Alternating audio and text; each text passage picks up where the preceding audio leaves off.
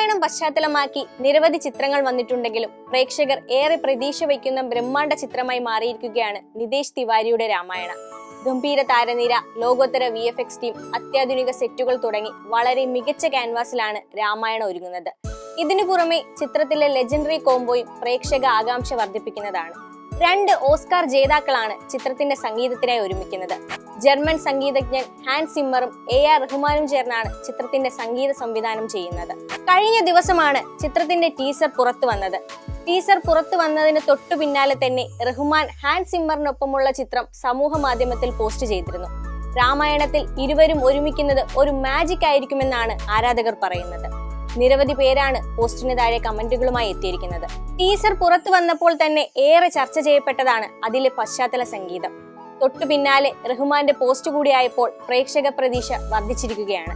ഈ legendary combo എന്താണ് ഒരുക്കിയിരിക്കുന്നതെന്ന് അറിയാനുള്ള ആകാംക്ഷയിലാണ് സംഗീത ആരാധകർ. ഹാൻസ് സിമ്മറും AR റഹ്മാനും ചിത്രത്തിനായി കൈകോർക്കുന്നതായി നിർമ്മാതാവ് നമിത് മൽഹോത്ര മുൻപേ വെളിപ്പെടുത്തിയിരുന്നു.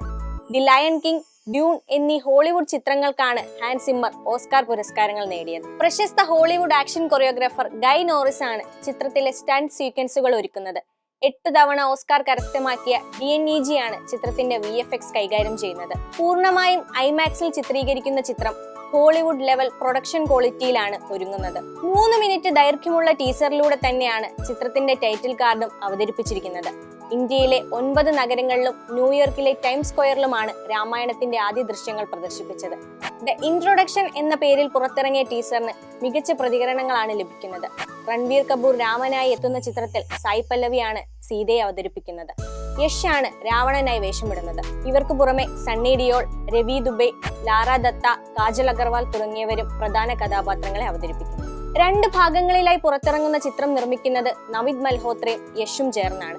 ഇന്ത്യയിൽ നിർമ്മിച്ചതിൽ വെച്ച് ഏറ്റവും ചെലവേറിയ ചിത്രമാണെന്നും 835 കോടിയാണ് ചിത്രത്തിന്റെ ബജറ്റ് എന്നുമാണ് പുറത്തുവരുന്ന റിപ്പോർട്ടുകൾ.